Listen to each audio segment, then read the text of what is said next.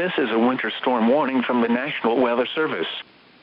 For the following, in Colorado, Fort Collins, winter storm warning in effect until 9 p.m. Mountain Standard Time this evening. Winter weather advisory in effect from 9 p.m. this evening to 11 a.m. Mountain Standard Time Sunday.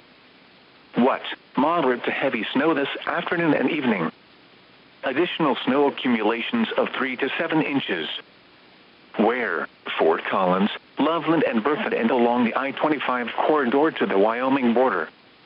When? For the winter storm warning, until 9 p.m. Mountain Standard Time this evening.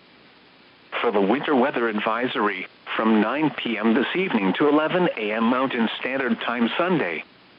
Additional details: travel could become very difficult due to slippery and snow-covered roads. A winter storm warning for snow means severe winter weather conditions will make travel very hazardous or impossible. If you must travel, keep an extra flashlight, food and water in your vehicle in case of an emergency. A winter weather advisory for snow means periods of snow will cause primarily travel difficulties. Expect snow-covered roads and limited visibilities, and use caution while driving. The latest road conditions for the state you are calling from can be obtained by calling 511.